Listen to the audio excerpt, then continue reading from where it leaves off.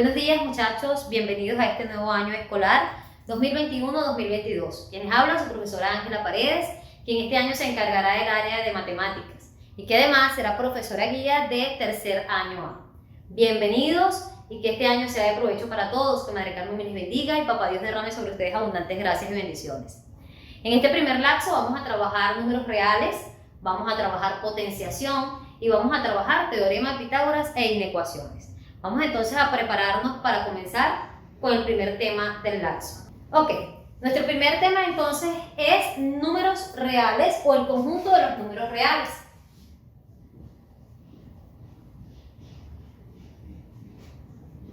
Los cuales vamos a denotar con una R escrita de esta forma. ¿Qué es el conjunto de los números reales?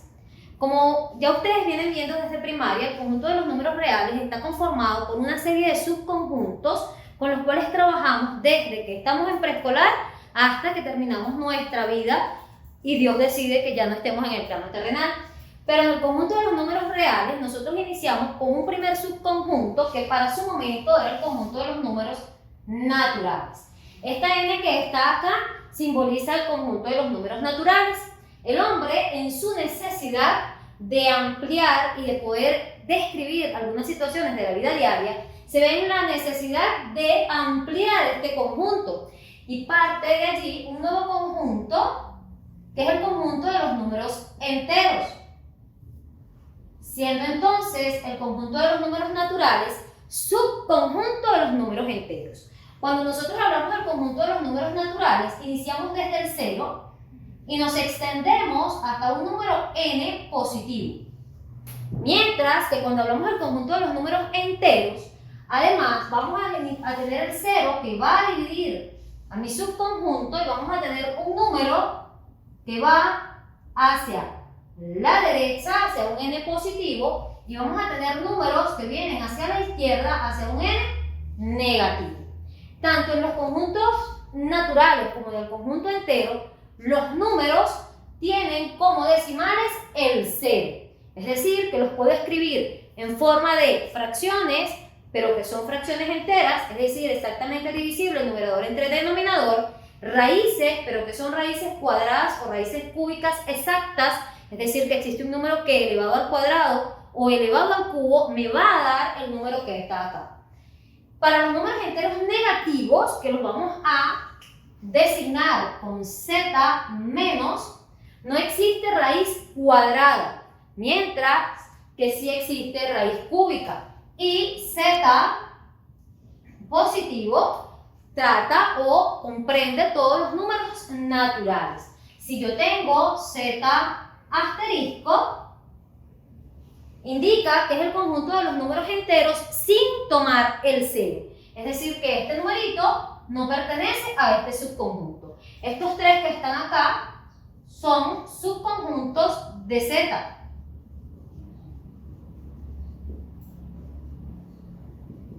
Sin embargo, aun cuando ya existían estos dos conjuntos, el hombre todavía no podía expresar algunas situaciones por medio de estos números y se ve en la necesidad de crear un nuevo conjunto. Este nuevo conjunto lo conocemos como el conjunto de los números racionales. El conjunto de los números racionales lo vamos a expresar por medio de una Q y comprende al conjunto de los números naturales, al conjunto de los números enteros y además a todas las fracciones o expresiones decimales que sean limitadas o que sean ilimitadas pero periódicas. ¿Cuándo una expresión es limitada? Cuando su número de decimales es contable. ¿Cuándo es ilimitada periódica? Por ejemplo, en el caso de 10 entre 3, que yo obtengo 3,333333333. Ese 3 siempre se repite y por tanto existe un periodo que en este caso es ese 3 decimal. Si mi expresión decimal es ilimitada, no periódica, entonces estamos en presencia de un nuevo conjunto, que es el conjunto de los números irracionales.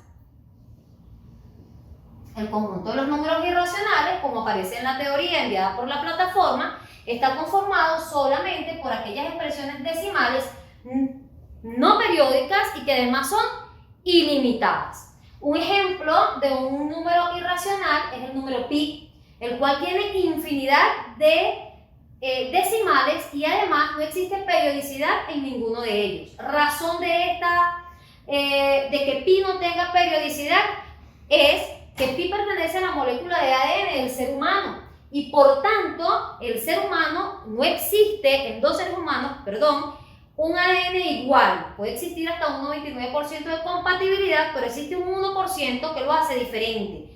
Esa razón hace que pi sea el número irracional más conocido. Estos dos conjuntos, que es el conjunto de los números irracionales y el conjunto de los números racionales, forman un nuevo conjunto, que es el conjunto de los números reales, en el cual existe como subconjunto los números naturales, los enteros, los racionales y los irracionales, sumados a otros números que, si bien no son irracionales ni son racionales, pasan a ser reales. Cuando nosotros estemos estudiando nuestro primer tema, nos vamos a encontrar con los subconjuntos notables de los números reales y debemos decir o debemos establecer si esos números que están aquí pertenecen a cada uno de estos conjuntos.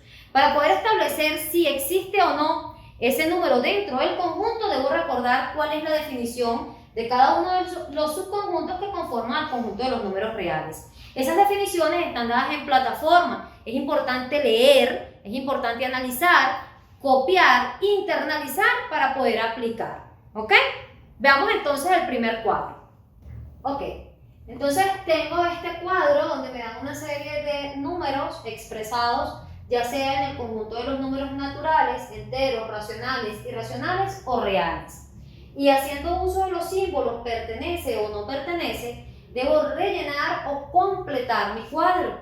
Para ello puedo hacer uso de la calculadora. Ojo, esto lo vamos a hacer porque estamos en casa. Si estuviésemos de manera presencial, yo les doy el valor de aquellas expresiones que ustedes no pueden calcular por sí solos y ustedes tendrían que demostrar o indicar si ellas pertenecen o no a cada uno de los conjuntos. Como lo vamos a hacer desde casa, pueden hacer uso de la calculadora para hallar los valores de aquellas expresiones que no pueden calcular haciendo uso de la matemática tradicional. Por ejemplo, raíz cuadrada de 3 y pi. Las demás expresiones que están allí pueden ser calculadas por medio de la matemática tradicional. Aquí tenemos una división, 3 entre 2. Aquí tenemos una raíz cuadrada. Y aquí también tenemos una raíz cuadrada, que son además exactas. Entonces, comienzo. Raíz cuadrada de 4 es 2. Y 2 pertenece al conjunto de los números naturales. Una vez que yo digo que un número pertenece al conjunto de los números naturales, y además sé que el conjunto de los números naturales es subconjunto de los demás conjuntos, debo o puedo comenzar a decir que si pertenece al conjunto de los números naturales, pertenece al conjunto de los números enteros y además pertenece al conjunto de los números racionales, pertenece al conjunto de los números racionales sin incluir al cero, pero si es racional, no es irracional. Tanto los números racionales como los irracionales son reales y por tanto pertenece al conjunto de los números reales. Paso a mi siguiente expresión, 3 medios.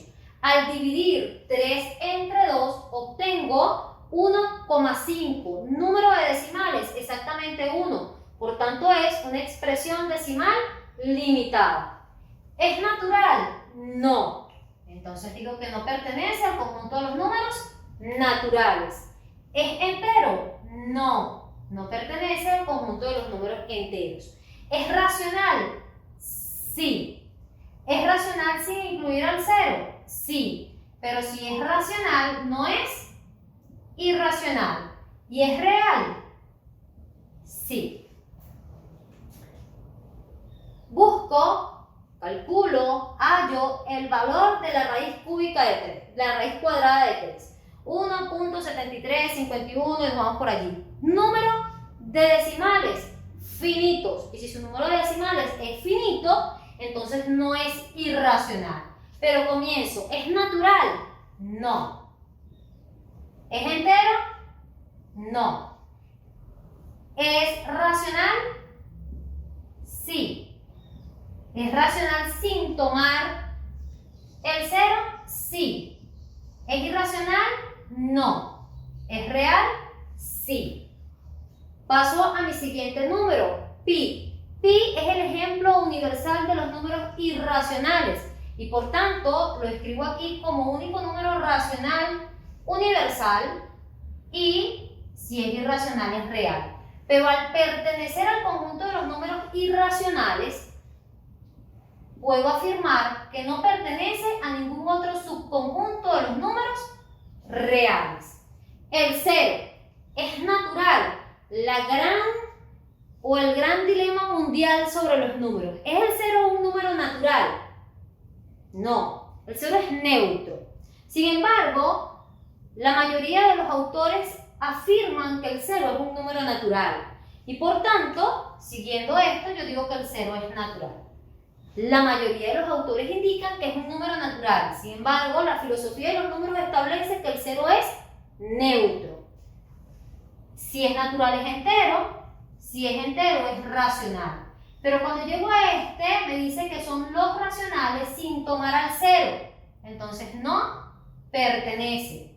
No pertenece a los irracionales y sí pertenece al conjunto de los números reales. Aquí podría existir una duda, porque digo que no pertenece a estos racionales, y digo que no es irracional. Si ya me dijo que si no es irracional, es racional, pero si no es racional, es irracional.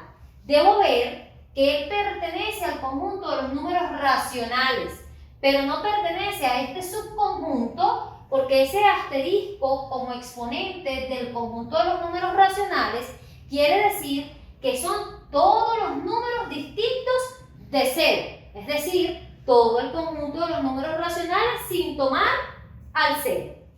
Paso a la siguiente expresión, 0,125. ¿Es natural?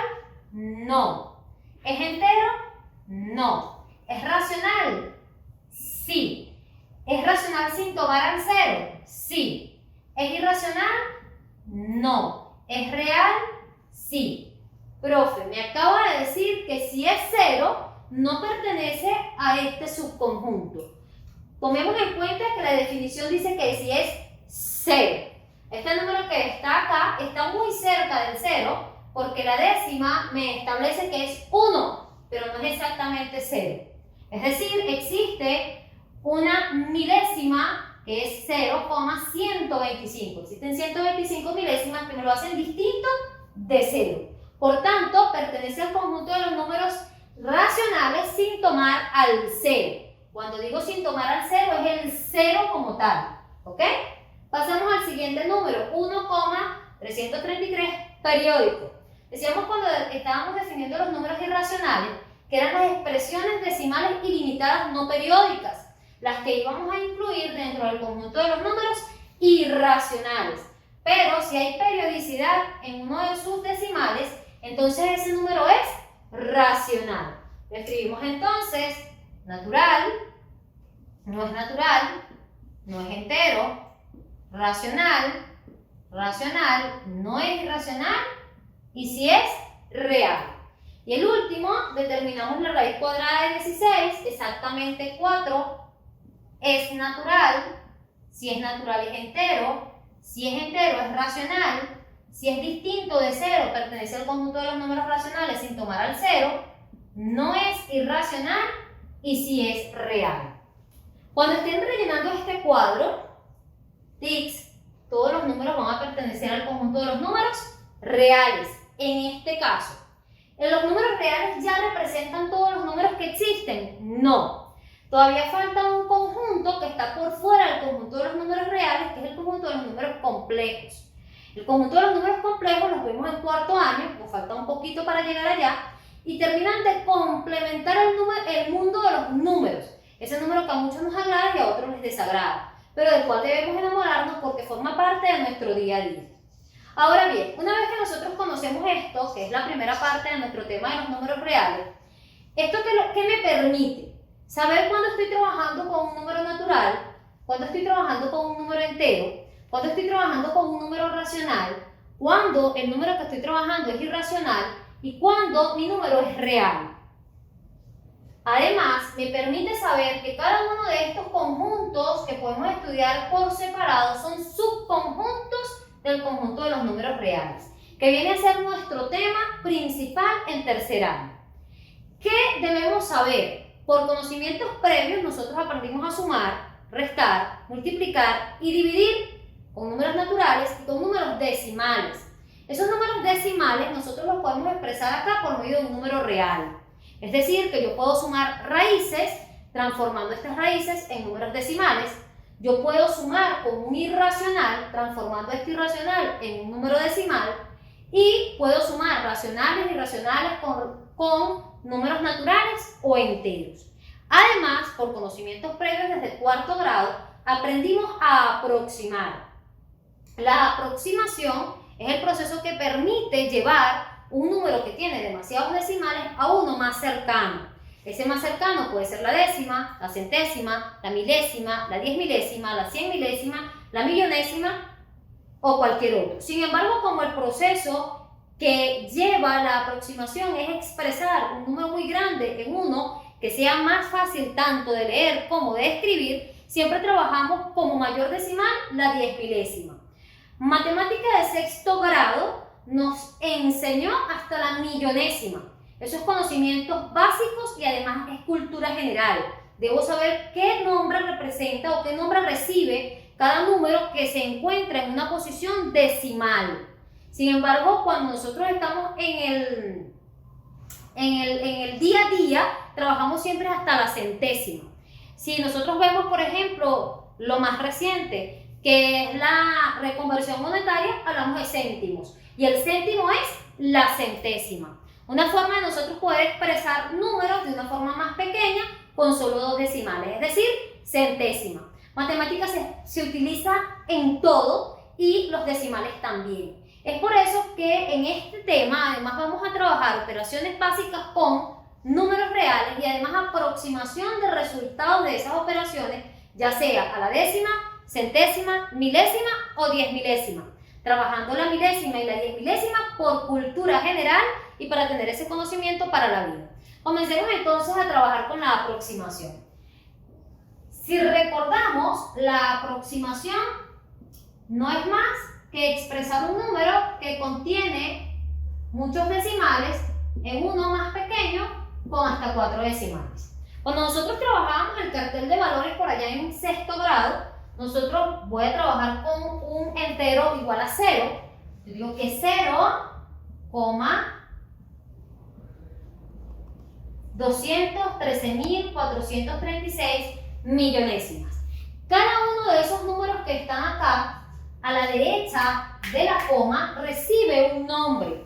Y ese nombre lo recibe según la posición que tiene dentro de la cantidad.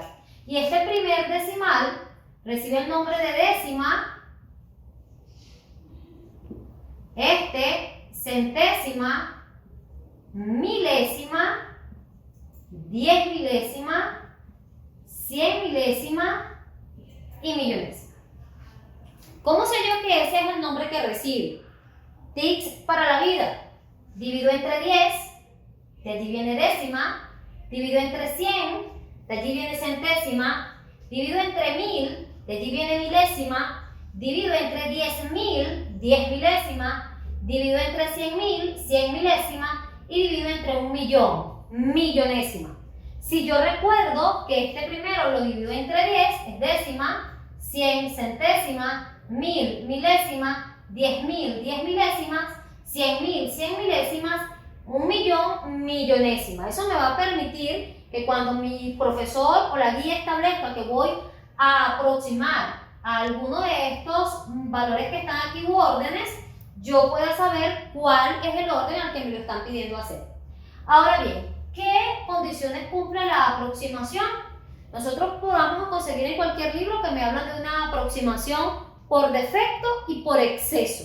Nosotros vamos a trabajar por exceso, porque cuando hablamos por defecto es que vamos a dejar ese decimal que me están diciendo tal cual como está, así sea mayor o menor el orden que le sigue. Sin embargo, cuando trabajamos por exceso debemos tomar el orden que está a la derecha del orden a aproximar.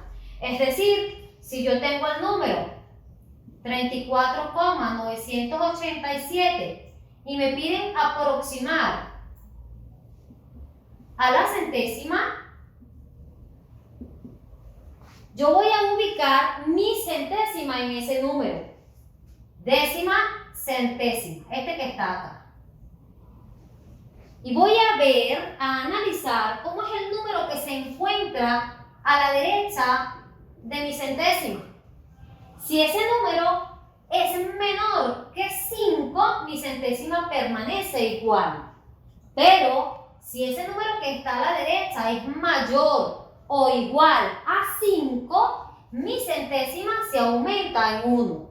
En este caso, mi número es mayor que 5 y aumento mi centésima en 1.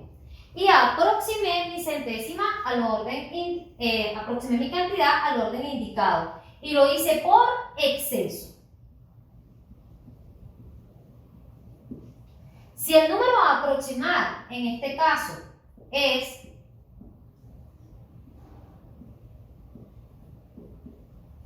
33 unidades, 9.613 10 milésimas, y me piden aproximar a la milésima,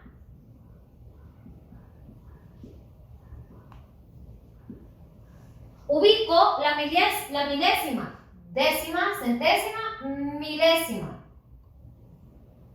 Y presto especial atención al número que se encuentra a la derecha, es decir, a la 10 milésima. Si ese número es menor que 5, mi 10 milésima permanece igual. Pero si es igual o mayor que 5, mi milésima se aumenta en 1. En este caso, como mi 10 milésima es menor que 5, mi milésima permanece igual. Y mi aproximación, que algunos podrían decir que se hizo por defecto, sigue siendo una aproximación por exceso, porque estoy tomando en cuenta el valor de la 10 milésima. Si no lo tomo en cuenta, sin importar el valor que esté aquí, yo digo que esto es 34,98, esto se hace por defecto. Cuando yo tomo en cuenta el siguiente número a la derecha, si yo estoy aproximando a la décima y yo tomo en cuenta la centésima, mi aproximación es por exceso. Ahora bien, cuando yo estoy resolviendo operaciones, existen dos formas de hacerlo, pero siempre vamos a seguir la que el profesor haga, porque para las pruebas es importante tomar en cuenta cuál es el procedimiento que viene haciendo el profesor y cómo me puede afectar utilizar un procedimiento diferente. Si nosotros sumamos, siempre el resultado debe ser igual. Si nosotros restamos, siempre el resultado debe ser igual. Si multiplicamos, ocurre lo mismo, y si dividimos, ocurre lo mismo. Cuando yo les pido, por ejemplo, sumar, restar, multiplicar o dividir dos números reales y estos estén dados en números irracionales, primero debo aproximar y después resuelvo.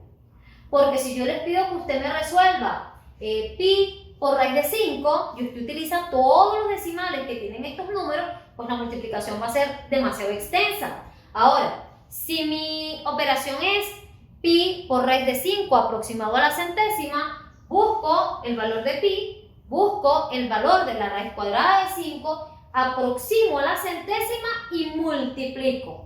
Una vez que multiplico, ese resultado que obtengo lo vuelvo a aproximar a la centésima y tengo el resultado que me va a dar el profesor en el examen o en la plataforma. Si tenemos en cuenta eso para cada una de las operaciones que ustedes deben realizar, les aseguro que el éxito estará de su lado. Si trabaja cada uno de acuerdo a lo que considera que debe hacer, pues no garantizo que las calificaciones sean todas 20 ni excelentes. Vamos a seguir instrucciones, vamos a hacer las cosas como nos las están diciendo y de esa forma puedo garantizar que al menos el aprendizaje se dé y que por consecuencia las notas sean buenas tanto para ustedes como para mí, que no me gusta mucho ver los 0,1, pero que tampoco me molesta del todo.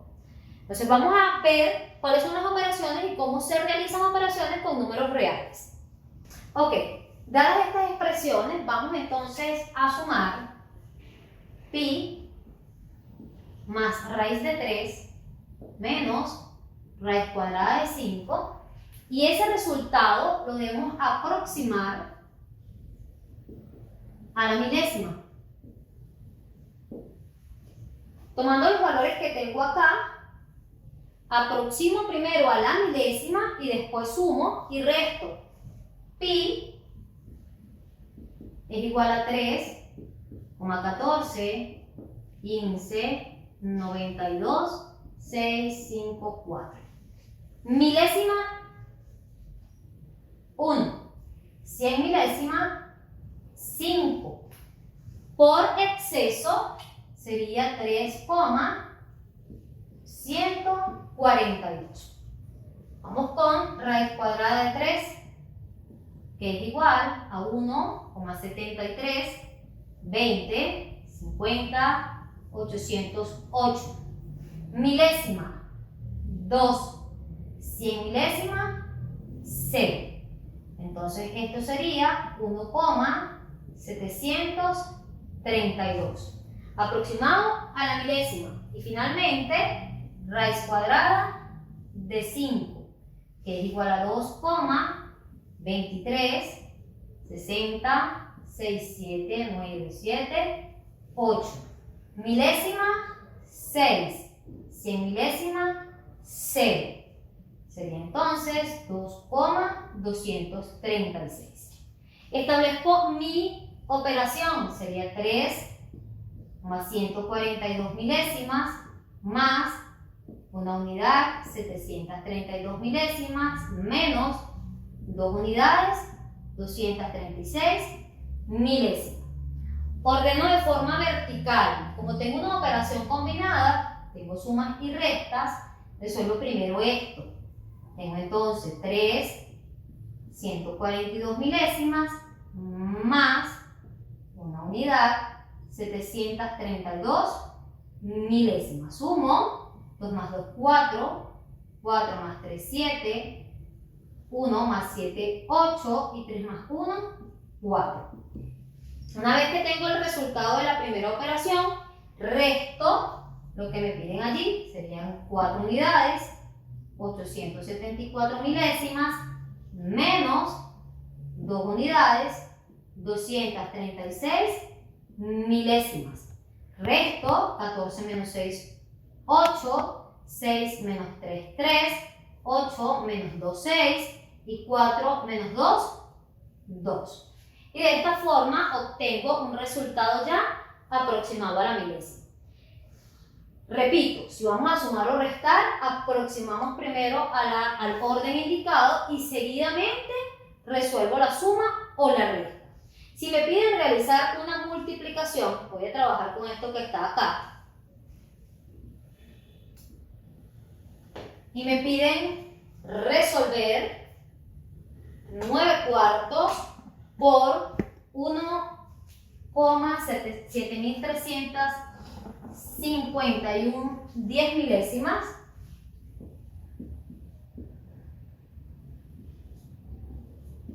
Y me piden aproximar a la centésima el resultado. Lo primero que debo hacer es hallar la expresión decimal de este número. Divido 9 entre 4. 2 por 4, 8 al 9, 1, coma, 2 por 4, 8 al 10, 2, 5 por 4, 20 al 20, par. Este resultado que está acá, que es el cociente, ya está en la centésima. Voy entonces a aproximar este que está acá a la centésima. 1,7351 10 milésimas a la centésima. ¿Cuál es mi centésima? El segundo decimal. ¿Cómo es mi milésima? Igual a 5.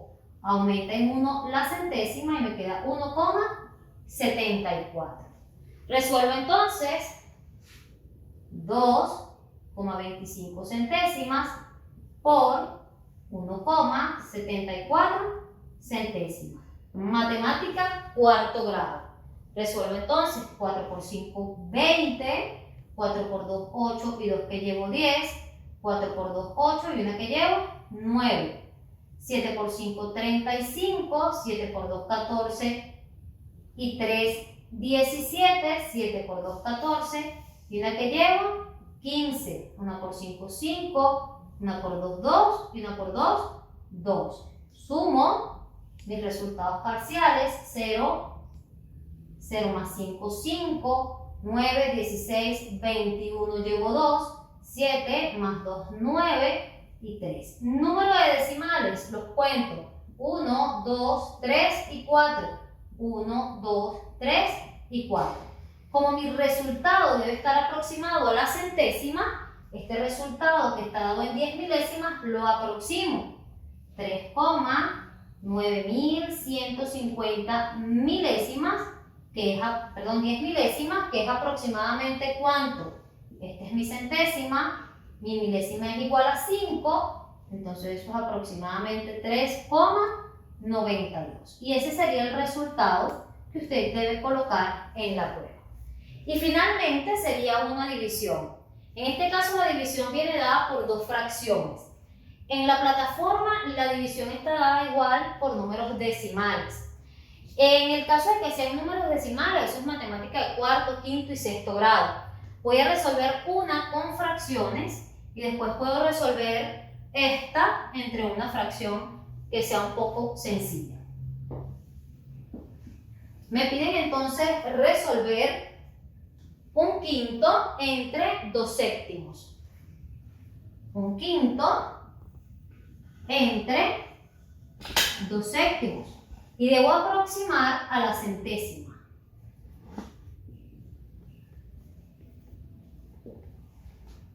Como son fracciones, lo puedo resolver como estamos acostumbrados a resolver división de fracciones. En este caso sería un producto cruzado. El numerador de la primera fracción por el denominador de la segunda sobre el denominador de la primera por el denominador de la segunda. Es decir, 1 por 7, 7 y 5 por 2, 10. Y luego hago esa división. Cuando yo divido entre la unidad seguida de 0, matemática tercer grado, lo que hago es correr la coma de derecha a izquierda, tantos espacios como ceros tenga la unidad. ¿Cuántos ceros tiene? 1. ¿Cuántos espacios tengo? 1. Y eso sería 0,7. ¿Puedo aproximar a la centésima? No. ¿Puedo escribirlo en forma de centésima? Sí. Agrego un 0 aquí y ya tengo mi resultado expresado como una fracción, como un número decimal con centésima. Profe, ¿qué pasa si mi división es como esta multiplicación? Entonces yo diría que vamos a resolver 1,7351 10 milésimas entre un quinto. ¿Qué hago en este caso? Voy a dividir este 1 entre 5 para obtener un número decimal.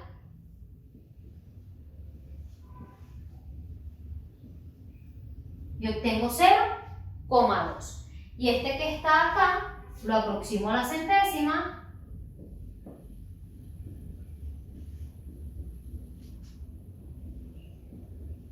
Y sería 1,74. Y luego procedo a dividir. Tendría 1,74 entre 0,2. Si yo tengo decimales a ambos lados del signo con el que voy a dividir, el signo de la división, lo que hago es multiplicar por la unidad seguida de ceros a ambos lados, tanto ceros como decimales tenga el divisor. ¿Cuántos tiene? 1. Entonces voy a multiplicar aquí por 10 y aquí por 10.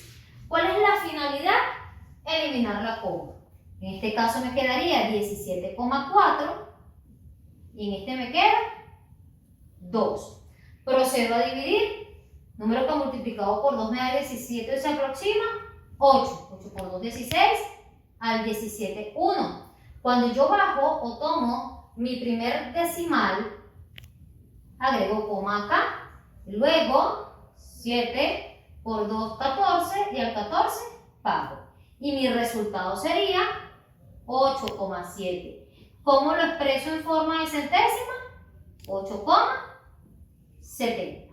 Y de esa forma resuelvo las operaciones con números reales. Puede existir dentro de la evaluación un cuadro para completar en el cual yo le coloque una cierta cantidad de números, que pueden ser por ejemplo estos, y les pida que me aproximen a la décima, centésima y milésima. Esos cuadros con los que se trabajaban en cuarto, quinto y sexto grado, si tienen la oportunidad, si tienen todavía el libro, si guardaron por allí el cuaderno, les recomiendo que lo busquen, lo desempolven, revisen, porque esto que está acá, muchachos, no es más que matemática básica o elemental. Lo único que cambia acá en este proceso es que yo estoy trabajando con raíces, con fracciones, con números o con letras griegas y que tienen unos valores que pueden ser reales o racionales. Todo lo demás lo hemos trabajado en primaria. Todo lo demás lo han visto en primaria. Hasta sexto grado, todo lo que está acá ustedes lo trabajaron. Una invitación a repasar y a poner de nuestra parte. Les puedo asegurar que esto que estamos aprendiendo en matemática en este primer tema lo van a utilizar tanto en física como en química en este primer lapso. Si ustedes ponen de su parte, hay disposición, ganas, entusiasmo y sobre todo hay ganas de aprender desde el corazón, ustedes van a superar este primer lapso con calificaciones excelentes. Aprovechen este primer lapso que les va a regalar buenas calificaciones para que en los demás lapsos traten de mantenerlas. Pero si no se puede, su promedio no baje y no genere que tengan un 18, 19 en algunas asignaturas y en otras las tengan con 10 o 11. Matemática de tercer año es pero muy sencilla durante el primer lapso. A partir del segundo lapso comenzamos a ver cosas un poquito más abstractas y que necesitan un poquito más de concentración. Una invitación personal a estudiar, a hacer lo que deben hacer, cómo lo deben hacer, con responsabilidad, con cariño y con amor. Todo lo que hacemos con amor siempre genera frutos, además de satisfactorios dulces, que nos llenan, que nos motivan. Vamos a tratar de hacerlos así. Una bendición para todos ustedes, que Madre Carmen me les bendiga y me les acompañe por siempre. Se les quiere mucho.